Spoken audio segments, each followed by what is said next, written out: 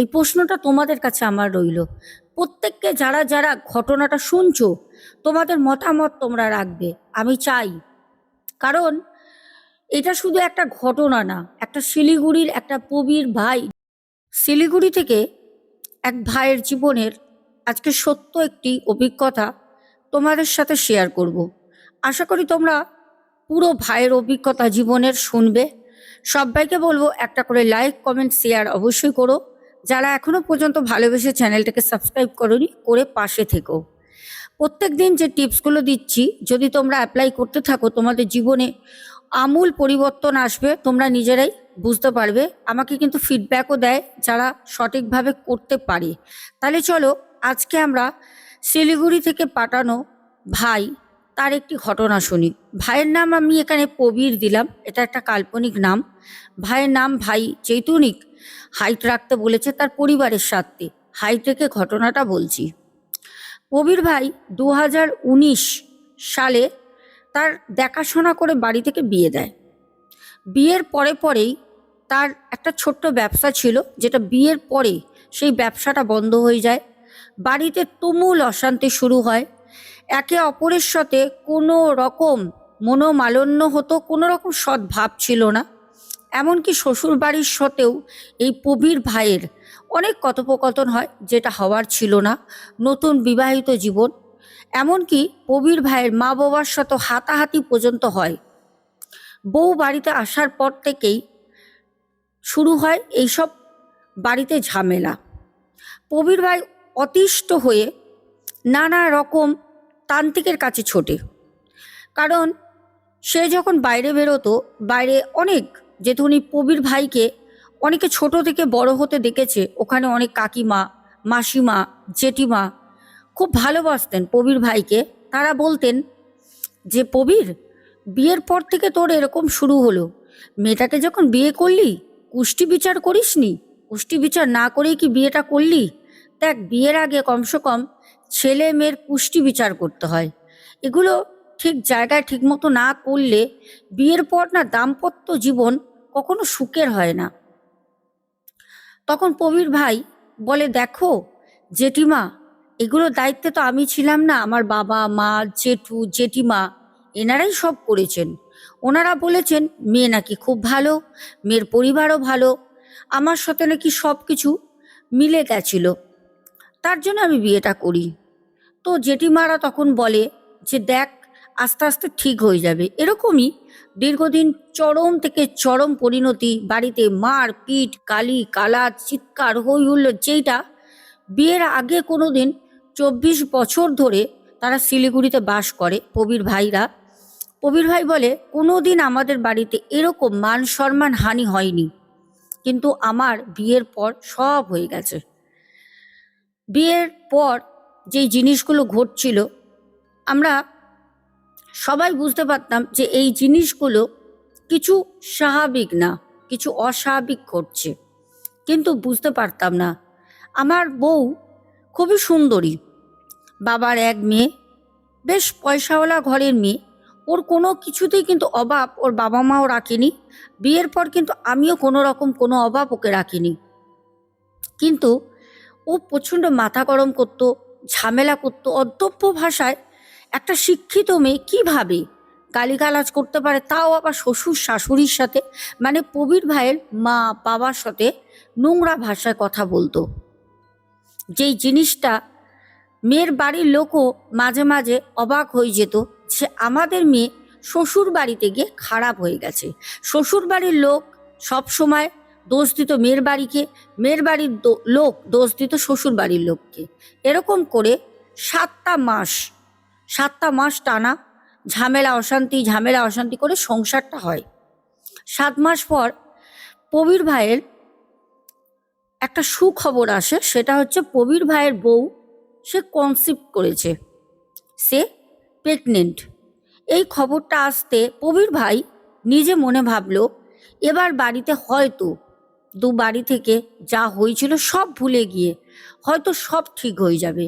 কিন্তু সেটা ঠিক হলো না, সেটা উল্টে আরও বেশি চরম পরিণতি হলো, আরও খারাপের দিকে গেল। সেটা হচ্ছে প্রবীর ভাইয়ের বউ যখন আরও 6টা মাস পর যখন তার মায়ের কাছে চলে যায়, সে মায়ের বাড়িতে গিয়ে একদিন ফোন করে প্রবীর ভাইকে বলে, আমি ডিভোর্স দেব।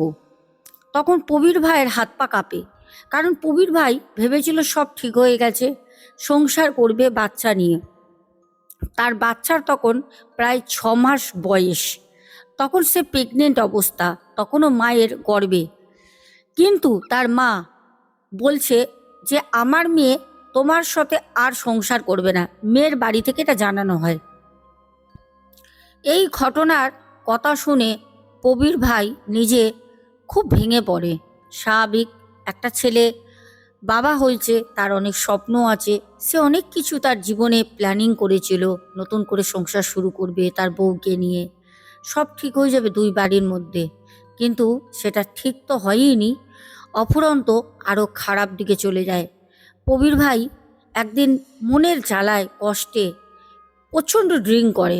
যেই ছেলেটা কোনো দিন ড্রিঙ্ক করতো না, বিড়ি সিগারেট পর্যন্ত কোনো দিন নেশা করতো না, সে ড্রিঙ্ক করে সুসাইড করতে যায়।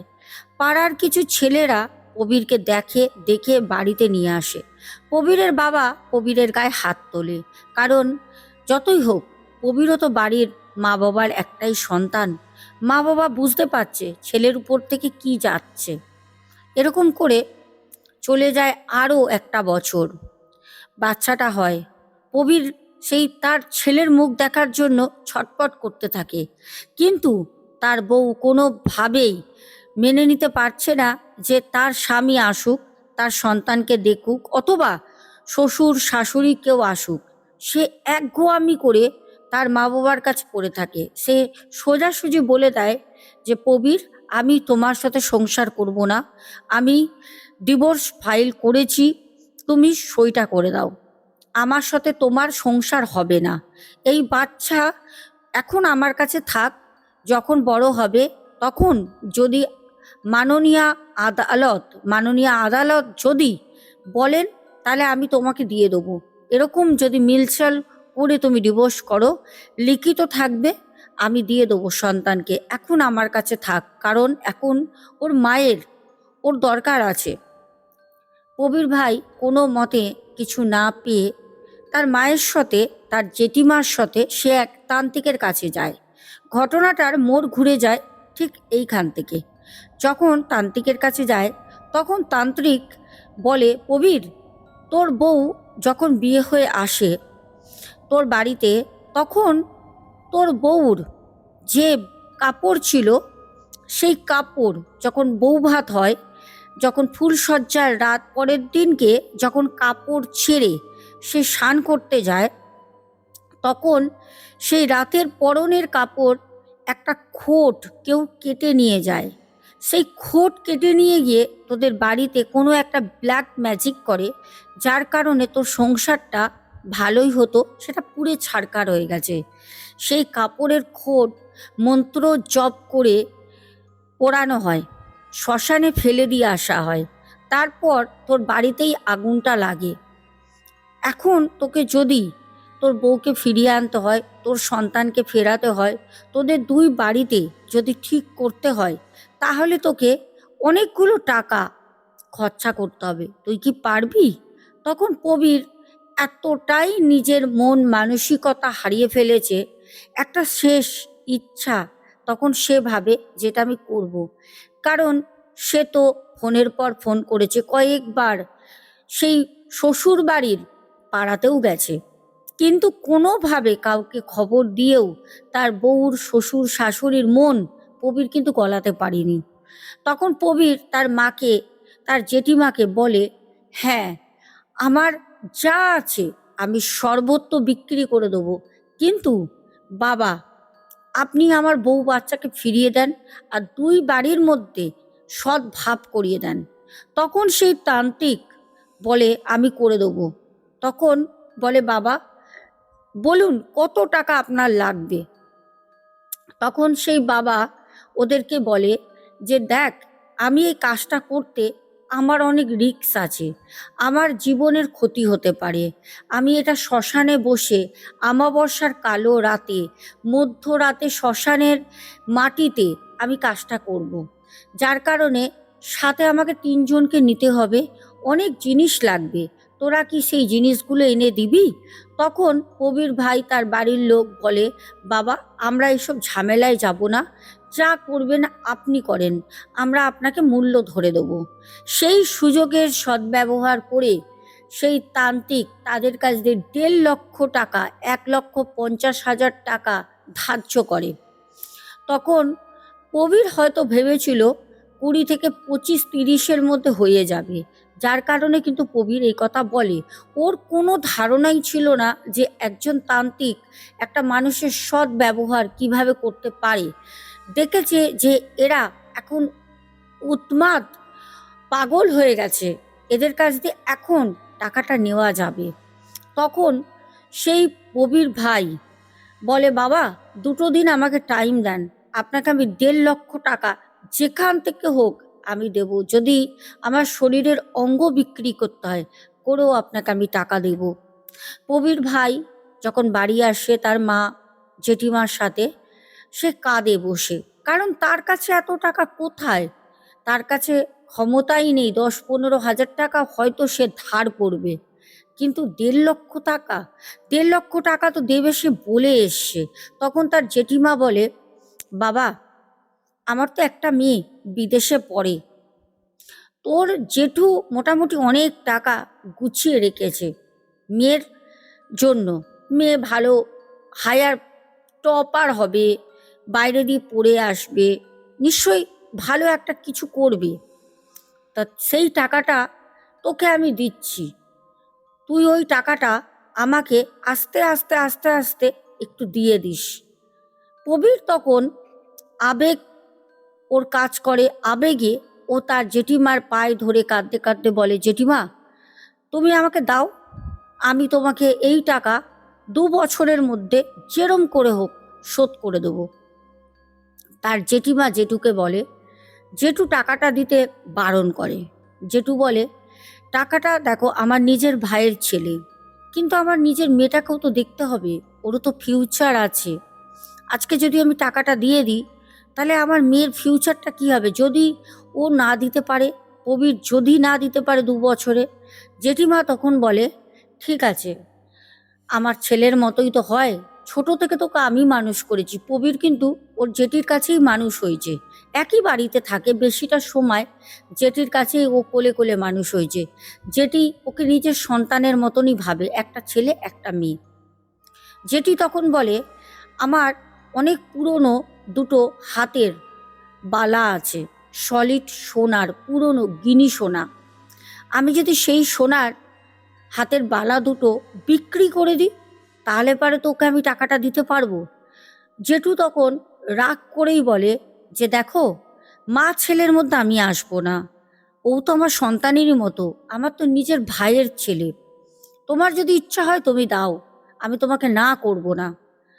তখন কিন্তু তার জেঠিমা পরের দিন সকালবেলা প্রবীরের মাকে সাথে করে নিয়ে গিয়ে সে তার নিজের পুরনো একটা সাংস্কৃতিক থাকে, একটা পারিবারিক গহনা, সেটা কিন্তু বিক্রি করে।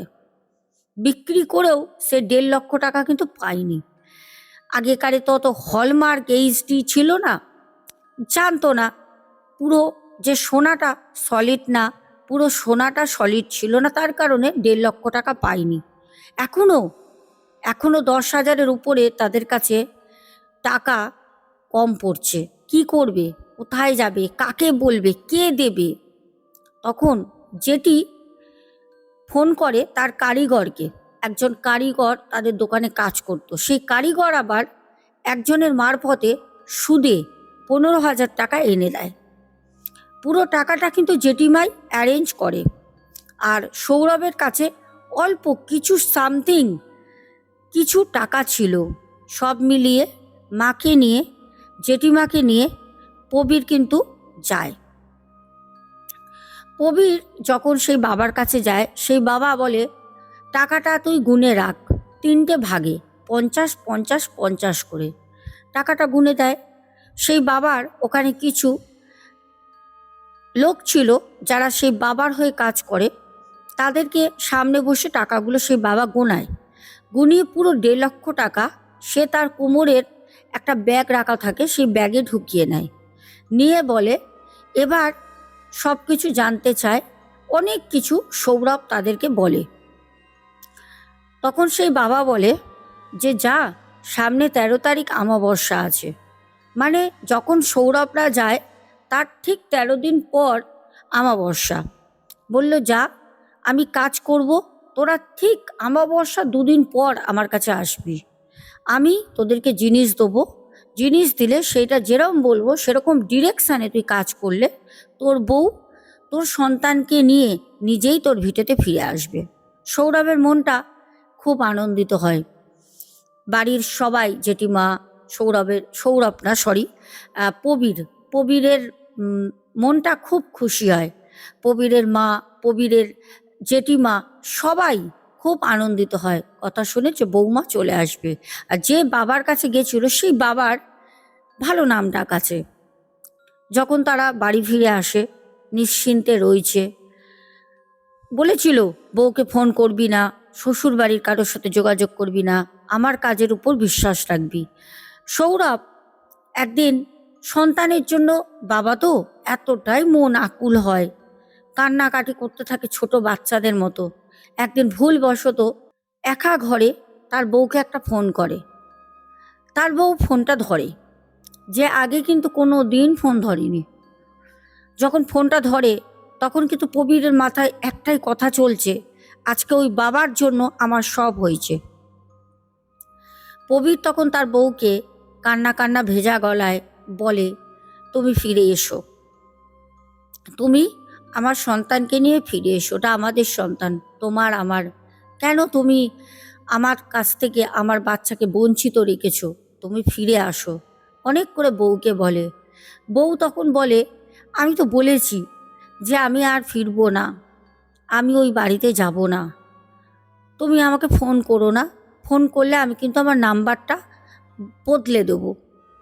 সৌরভ যখন কাঁদে তার বউ কিন্তু ফোনটা কেটে দেয়। তবুও তবুও তবুও প্রবীরের কোথাও গিয়ে মনে একটা বিশ্বাস আসে যে এটা সেই সাধনা বাবা, যে বাবা তান্ত্রিক যার কাছে গিয়েছিলাম তার জন্যই আজকে আমার বউ ফোনটা ধরেছে। সে খুব আনন্দ। দেখতে দেখতে দিন যায়, 13 দিন পর 2 দিন আরও দেরি করে যেরকম বাবা বলে সেরকম ওরা সেই বাবার কাছে পৌঁছায়। বাবা তখন বলে, বল কেমন আছিস, প্রবীরকে জিজ্ঞেস করে। প্রবীর আগের তুলনায় অনেক ভালো আছে, কারণ তার বউ ফোনে কথা বলেছে, না আসুক ফোনে কথা তো বলেছে, সেইটা তার বাবাকে বলে, মানে সেই তান্ত্রিক বাবাকে, যে বাবা আপনার কাজের জবাব নেই, আপনি কাজটা নিলেন, আর দেখুন আমার বউ আমার সাথে কথা বলেছে। বাবা তখন চিৎকার করে বলল, তুই চরম ভুল করেছিস, কেন তোকে আমি বলেছিলাম না তুই ফোন করবি না, তুই যাবি না ওইদিকে, চুপচাপ থাকবি, তুই কেন করেছিস সেইটা, তোর কাজ আর হবে না। তখন প্রবীর ওখানে বসে কাঁদতে শুরু করে। তার মা, জেঠিমা সবাই সেই তান্ত্রিক বাবাকে বোঝায়, বাবা এরম করে বলবেন না, বাবা এরম করে বলবেন না। তখন সে বাবা বলে, এই কাজ কেটে গেছে, তোকে বারণ করেছিলাম, এই কাজ আর হবে না, আরও আমাকে 50,000 টাকা দিতে হবে, এই কাজই আমি আবার করে তোকে কালকে জিনিস দেবো। এবার 50,000 টাকা কোথা দিয়ে আনবে? এই টাকা কার কাছ থেকে আনবে? না আছে প্রবীরের কাছে, না আছে প্রবীরের মায়ের কাছে, না আছে প্রবীরের জেঠির কাছে। আর প্রবীরের জেঠু তো কোনো মতে দেবে না, আর প্রবীরের বাবার অবস্থা সেরকম সচ্ছল নয় যে সে 50,000 টাকা এক রাতে জোগাড় করবে। হ্যাঁ, হয়তো দেরি হলে হয়তো পারতো, কিন্তু এক রাতে কি করে দেবে, কি করে আনবে? ওদের তো সামর্থ্য নেই। প্রবীর তখন বাড়ি চলে আসে, কারণ তার জেঠিমা 2 হাত তুলে বলে, বাবা আমার অনেক পুরনো সোনা, আমার মা মারা গেছে, মায়ের দেওয়া সেই সোনা আমি বিক্রি করেছি 2টো বালা, আমি আর কিছু বেচতে পারবো না। তোর তো বোন আছে, একটা মেয়ে আছে আমার, ও তো আসবে আর 2 বছর পর, ওর তো একটা জীবন আছে, ভবিষ্যৎ আছে, আমি আর পারবো না দিতে, কি করব বল? তখন তখন প্রবীর কাঁদতে কাঁদতে বলে, জেঠিমা যা হয় হোক, ছেড়ে দাও, যা হয় হোক, লাগবে না টাকা, ও যদি আসে আসুক, না আসে না আসুক। তখন প্রবীরের মা চিৎকার করে বলে, কেন? 1.5 লক্ষ টাকা তোর জেঠিমা ধার দেনা নিজের অলংকার বিক্রি করে দিয়েছে, সেই বাবা এখন যদি এই কথা বলে, তুই যদি না বলতিস ফোনের কথা, বলেছিস বলে সেই বাবা বলছে কাজ হবে না, সেই বাবা এই কথা বলে নিজেকে গুটিয়ে নিতে পারে না, আমরা যাব সেই বাবার কাছে, এই কথা বলে। কিন্তু কি হবে, কি হবে? তোমরা তো নিজেরা গেছিলে, সেই বাবা তো তোমাদের কাছে আসেনি। বাবা তো বলেছিল তোমরা কারোর সাথে যোগাযোগ করবে না, কোথাও যাবে না, তারপরেও যোগাযোগ তো তোমরাই করেছো। সেই বাবা কি মানবে? ভুল তো করেছে প্রবীর, এই ভুলের মাসুল তো প্রবীরকে দিতেই হবে, কিছু করার নেই। প্রবীর কাউকে না বলে কয়েকদিন পর সেই তান্ত্রিক বাবার কাছে একদিন দুপুরে যায় তার বাড়িতে। খুব করুণ অবস্থা, প্রবীর কাঁদতে কাঁদতে চোখ লাল করে ফেলেছে। রাতের পর রাত প্রবীর ঘুমায় না। ছেলেটা রোগা পাতলা, গ্রামের লোকরা প্রবীরের দিকে তাকাতে পারছে না। সে গিয়ে সেই তান্ত্রিক বাবাকে বলে, বাবা আপনার আমি চরণ দুটো জড়িয়ে ধরে আপনাকে বলছি, বাবা আপনি আমার বউকে এনে দেন। 1.5 লক্ষ টাকা আমার জেঠিমা অনেক কষ্টে দিয়েছিল, আপনাকে যদি আমি না বলতাম, ফোন করেছিলাম, আপনি তো বুঝতেন না বাবা, ভাবেন না আমি ফোন করিনি। তখন সেই বাবা বলে, পারবো না রে বাবা, পারবো না, আমার কাজের অনেক নিয়ম আছে, সেই নিয়মের ঊর্ধ্বে যদি তুই ভেঙে কোনো কাজ করতে যাস, সেই কাজ আর হবে না। দে তুই আমাকে 50,000, না পারিস 40,000 দে, আমি করে দেবো। তখন প্রবীর ছিটকে ওখান থেকে বেরিয়ে যায়, ওর মন ভেঙে যায়। একটা আশার আলো দেখেছিল, বউকে ফোন করেছিল, বউ ধরেছিল। ও তখন নিজেকে নিজে অপরাধী মনে মনে ভাবতে থাকে যে হ্যাঁ, হয়তো আমার জন্যই কাজটা কেটে গেছে, আমার জন্যই হয়তো আমার বউ আর ফিরবে না, নালে আমার বউ তো আসতো। প্রবীর যেটা আগেও করতে গেছিল সেটা আবারও করে, আর সেই দিন প্রবীর কিন্তু সাকসেস হয়, প্রবীর মারা যায়। যখন প্রবীরের বাবা রাতের বেলা বাড়ি ফিরছে, একটা মুদিখানা দোকানে, গোসারির দোকানে কাজ করত, যখন ফিরছে পাড়ার কিছু লোক জানতে পেরে বাড়িতে না খবর দিয়ে, তারা কনফার্ম না হয়ে একটা বাড়িতে বলতে পারে না কেউ, তারা ছুটে যাচ্ছে রেল লাইনের দিকে, পাড়ার একদল লোক। তখন প্রবীরের বাবা বাড়ি ফিরছে বিধ্বস্ত মুখে, কারণ তার সংসারে, তার বাড়িতে কোনো আনন্দ নেই, কোনো আনন্দ নেই। ছেলের বিয়ের পর থেকে মান সম্মান, আনন্দ, খুশি, হাসি, উল্লাস সব জীবন থেকে বিদায় হয়ে গেছে। হঠাৎ গ্রামের এত লোক। প্রবীরের বাবা একজনকে জিজ্ঞেস করে, এ ভাই, এত রাতে এত লোক, কিছু হয়েছে নাকি? তার মধ্যে দুজন ছুটে এসে বলে, তুমি কিছু জানো না, তোমার ছেলেটা কাটা পড়েছে। প্রবীরের বাবা সাথে সাথে ওই কথা শুনেই বুক ধরে ধপ করে মাটিতে বসে পড়ে। অনেকে এসে পাড়ার লোকরা তাকে তোলে, বলে চলো চলো চলো, দেখতে চলো, এরকম হার মানলে হবে না, তোমার তো বউ আসার পর সব শেষ হয়ে গেল, একটা ছেলে তাও চলে গেল।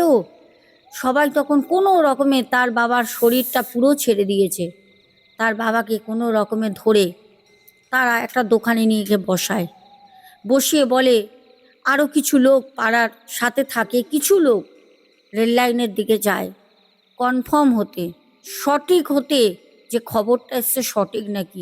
সত্যি সত্যি লোকে গিয়ে দেখে প্রবীর আর নেই। তারা আস্তে আস্তে তার বাবার কাছে এসে চোখে মুখে জল দিয়ে তার বাবাকে শান্ত করে বলে, তুমি হচ্ছ বাড়ির হত্যাকর্তা, তুমি তোমার বউকে সামলাবে, বাড়ির মহিলাদের সামলাবে, আমরা গ্রামের সবাই আমরা দুঃখিত, আমরা শোকে মর্মাহিত, কিন্তু আমাদের কাছে কিছু করার নেই, প্রবীর মারা গেছে, বাস্তবটা তোমাকে মানতেই হবে। প্রবীরের বাবা হাউ মাউ করে কাঁদে, একটা সন্তান, তার বুক ফাটা কান্না, সে কাউকে দেখাতে পারতো না এতদিন, সে তখনও কাঁদতো। কিন্তু আজ আজ তো আর ছেলে নেই, আজ তো তার সন্তান নেই। সে এত কাঁদে, পাড়ার লোক প্রত্যেকটা মানুষ প্রবীরের বাবার চোখের জল দেখে তারাও কাঁদতে শুরু করে। একটা সময় বাড়িতে নিয়ে আসে এত লোক। প্রবীরের জেঠিমা ওপরে দাঁড়িয়ে চুল আঁচড়াচ্ছিল। জেঠিমা দেখলো এত লোক আমাদের বাড়ির কি ব্যাপার দিকে আসছে, ছুটে নিচে গিয়ে বলল প্রবীরের মাকে, এই প্রবীরের মা, এই তুই কোথায় রে? তখন বলল, কেন দিদি? বলল, দেখ তো কি সর্বনাশ হয়েছে। তখন প্রবীরের মা বলল, ওনার বৌমা এসছে ওদের পাড়ার লোক নিয়ে, একটা হয়তো কথা বলবে বসে। বলল, না রে না, আমার মন অন্য কিছু বলছে, একটু চল তো। ছুটে গিয়ে দেখে প্রবীরের বাবা দাঁড়িয়ে রয়েছে বিধ্বস্ত মুখে, তার চোখ দিয়ে ভেসে যাচ্ছে জল, জামার বোতাম খোলা, পুরো শরীর ভেজা। তখন প্রবীরের মা তার বাবাকে জড়িয়ে ধরে বলল, গলাটা কি গো, কি হয়েছে গো, তোমার কি শরীর খারাপ? তখনও বাড়ির লোক ভাবছে হয়তো প্রবীরের বাবা মাথা ঘুরে রাস্তায় পড়ে গেছে, হয়তো প্রবীরের বাবার চিন্তায় প্রেশার চলে গেছে, প্রেশার কমে গিয়ে মাথা ঘুরে হয়তো তার শরীর খারাপ হয়েছে। তখন প্রবীরের বাবা কাঁদতে কাঁদতে তার মাকে বলে, না গো না, আমার কিছু হলে আমি তো বেঁচে যেতাম, কিন্তু আমার ছেলেটা যদি থাকতো। আজকে আমার ছেলেটা নেই গো, ও সুসাইড করেছে। এই কথা শুনে প্রবীরের মা ওখানেই জ্ঞান হারায়।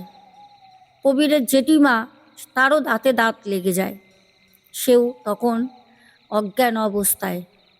জেঠু পাড়ার কোনো লোকের মুখে শুনে ছুটে আসে, এটা কি শুনলাম, বাড়ির একটা ছেলে আমাদের। তারপর যা হওয়ার সেটা হলো। প্রবীরের বউর বাড়িতে কেউ খবর দেয়নি, কারণ তার শ্বশুর বাড়ি তার বউকেই প্রবীরের পুরো গ্রামের মানুষ অপবাদ দেয় অপরাধী বলে। তাকে কেউ বলেনি যে তোমার স্বামী আর নেই, কারণ তার কাছে স্বামী থাকা না থাকাটা এক। চলে গেল শুধু একটা বাড়ির ছেলে। তারপর শুরু হলো একটা অদ্ভুত ঘটনা। একদিন হঠাৎ 5 মাস পর সেই বউ, যেই বউর জন্য পুরো সংসারটা ছারখার হয়ে গেল, একটা বাড়ির সন্তান নিজেকে সুসাইড করে শেষ করে দিল, সেই মেয়েটি তার বাচ্চা নিয়ে, তার মা নিয়ে একদিন সকালবেলা 10টা নাগাদ বাড়িতে আসে। তখন সে জানেও না যে তার স্বামী জীবিত নেই, 5টা মাস হয়ে গেছে, সে জানে না। যখন বাড়িতে আসে তখন প্রবীরের মা কাঁদতে কাঁদতে বলে, রাক্ষসী, আমার বাড়িতে কেন এসছিস তুই? তখন বলে, কেন? এটা তো আমার বাড়ি, আমার বাড়িতে আমি আসবো না? এটা তো আমার শ্বশুর বাড়ি, আমার স্বামী কোথায়? বলছে, 5 মাস পর স্বামী কোথায়? তোর স্বামী 5 মাস আগে মারা গেছে। তখন তার বউ এই কথা শুনে অজ্ঞান হয়, কান্নাকাটি করে। সে সত্যি জানতো না, কিন্তু হয়তো সেই তান্ত্রিক যে ক্রিয়াটা করেছিল, হয়তো সেই ক্রিয়াটা হয়েছিল। তান্ত্রিক শুধু পয়সা খাবার জন্য মিথ্যা কথা বলেছিল যে তুই ফোন করেছিস, তোর কাজটা কেটে গেছে, তোকে আরও 50,000 টাকা দিতে হবে। তবে আমরা এখান থেকে একটা জিনিস, ঘটনা এখনো শেষ হয়নি, মাঝখানে আমার একটা প্রশ্ন তোমাদের কাছে, তোমরা বলবে, এই আমাদের যে প্রবীর ভাই মারা গেল, কার জন্য? তান্ত্রিকের জন্য, না তার ডিপ্রেশনের জন্য, না তার বউর জন্য? কার জন্য ভাই মারা গেল? প্রবীর ভাই বাড়ির একটা মাত্র সন্তান ছিল। এই প্রশ্নটা তোমাদের কাছে আমার রইল। প্রত্যেককে যারা যারা ঘটনাটা শুনছো, তোমাদের মতামত তোমরা রাখবে, আমি চাই। কারণ এটা শুধু একটা ঘটনা না, একটা শিলিগুড়ির একটা প্রবীর ভাই যে আজ নেই, তার জীবনের ঘটনা না, এটা আমাদের ঘরে ঘরে প্রত্যেকটা সন্তানের ঘটনা। এটা হতে পারে তো এরকম। প্রবীর যখন ছিল না, তখন প্রবীরের বউকে তারা আর বাড়িতে রাখেনি, কারণ তারা ভাবে যে আমার সন্তান তোর জন্য মারা গেছে, তোর এখানে কোনো জায়গা নেই। তখন মেয়েটির মা নিয়ে চলে যায় তার নাতিকে, তার মেয়েকে। এবার শুরু হয় মেয়ের বাড়িতে প্রত্যেক দিন রাতের বেলা মেয়েটি ভয় পেত। অনেকবার মধ্যরাতে ঘুম ভেঙে হঠাৎ করে দেখে তার স্বামী দাঁড়িয়ে রয়েছে, কে না প্রবীর, রক্ত মাখা তার শরীর, মাথা দিয়ে গল গল করে তার রক্ত ঝরে পড়ছে। বিকট এক লোমহর্ষক দৃশ্য, যেটা তার বউ দেখত। রাতের পর রাত ঘুমাতো না, হাউমাউ করে চিৎকার করে কান্নাকাটি করত। দিনের পর দিন শুরু হলো এই কাজ। বাড়িতে কি করবে? প্রবীর তো মারা গেছে তার বউর জন্যই, সে তো তার বউর কাছে আসবেই। কিছু কিছু সময় রাতের বেলা প্রবীরের বউ যখন ঘুমাতো, তখন দেখতো বাচ্চাটা কারোর সাথে যেন খেলা করছে। তখন তো বাচ্চাটা হামা দিতে পারে, তখন তো বাচ্চাটা বয়স একটু হয়েছে, একা একা কিলকিল করে হাসছে, একা একা খেলা করছে। কিন্তু অনেক জায়গায় গিয়েও প্রবীরের আত্মাকে কিন্তু মেয়ের বাড়ি থেকে সরাতে পারিনি, কোনো জায়গায় না। বাচ্চাটা যখন আস্তে আস্তে আস্তে আস্তে 1.5 বছর 2 বছর বয়স হয়, তখন বাচ্চাটা কথা বলতে শিখে। যখন কথা বলতে শিখে তখন বলতো বা, বা, উ, বা। সে তো তার বাবাকে কোনোদিন দেখেনি, সে তো তার বাবাকে চোখ খুলে কোনোদিন দেখেনি। তাহলে সেই বাচ্চাটা কোনো সময় দেয়ালের কোণে, কোনো সময় খাটের ওপর, কোনো সময় বাইরে গ্রিলের কাছে বারান্দায় হাত দেখিয়ে, আঙুল দেখিয়ে ছোট বাচ্চাটা বলতো উ, বা, বা। ঘটনাটা আজও চলছে। যোগাযোগ করেছে আমাকে প্রবীরের মা, বলেছে দিদিভাই এটা আমার করুণ একটা ঘটনা। আমি জানি হয়তো তুমি আমার বৌমার দায়িত্ব নিলে কাজটা করতে পারবে, কিন্তু আমি দেব না। ও ভুগুক, ওর ওইটাই শিক্ষা। কারণ আজকে যদি আমি তোমাকে বলিয়ে কাজটা করিয়ে আমার বৌমার কাছ থেকে আমার ছেলের আত্মাটা যদি মুক্তি করে দিই, তাহলে আমার বৌমা বয়স তো বেশি না, আবার বিয়ে করবে। বিয়ে করলেই আমার ওই ছোট্ট নাতিটা, যাকে আমরা কোনো দিন কোলে নিইনি, কোনো দিন ভালোবাসিনি, কোনো দিন একটা নতুন বস্ত্র কিনে দিইনি। প্রিয় দর্শক বন্ধুরা, আমি জানি ঘটনাটা খুব করুণ, বেদনাদায়ক, সাথে সত্য একটা শিক্ষণীয় লোমহর্ষক ঘটনা। প্রবীরের বউ আজও প্রবীরকে দেখতে পায়, প্রবীরের ছেলেও দেখতে পায়। প্রবীরের বাড়ি থেকে কেউ চায় না যে প্রবীরের আত্মাটাকে মুক্তি দিলে পারে। যদি প্রবীরের বউ অল্প বয়স্কা যদি বিয়ে করে, তাহলে তার সন্তানটা পিতৃহারা তো হয়েই গেছে। যদিও এখন তার পিতাকে দেখতে পাচ্ছে, তার বাবাকে দেখতে পাচ্ছে, তখন হয়তো অন্য কাউকে বাবা বলবে। হয়তো আত্মাটা মুক্তি পেয়েও কোথাও গিয়ে থেকে যাবে, কারণ সে নিজে কানে বেঁচে থাকতে কখনো বাবা ডাক শুনতে পারিনি। তার অতৃপ্ত আত্মা, তার বাচ্চার মুখ সে বেঁচে থাকতে কোনোদিন দেখতে পারিনি। এই ছিল আজকে আমাদের ঘটনা, শিলিগুড়ি থেকে পাঠানো। কেমন লাগলো বলো? আর এই ঘটনাটা আমাকে প্রবীরের জেঠিমা পাঠান।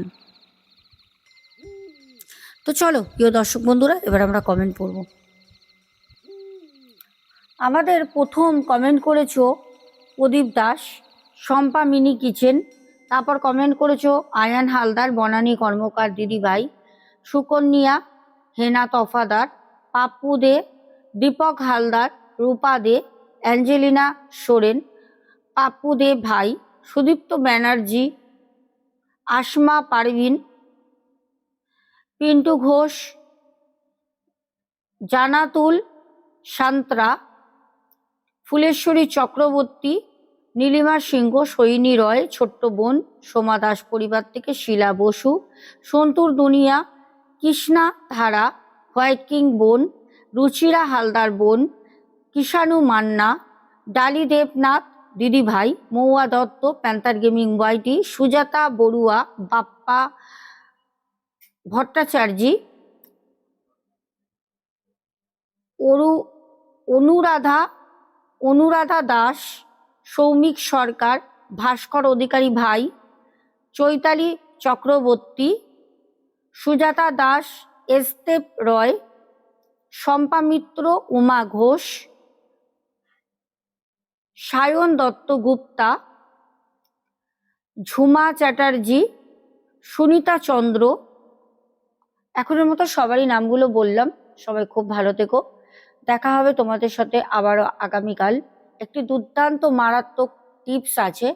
টিপসটা হচ্ছে, তোমরা অনেকেই বলো যে হাজবেন্ড নেশা করে, নানা রকম নেশা, সেগুলো কাটাবো কি করে।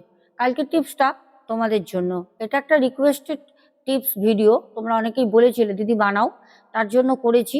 সবাই চোখ রেখো, কালকে সকাল ঠিক 12টার সময়, মানে বেলা 12টার সময় টিপসটা আসবে। এখনের মতো আসি।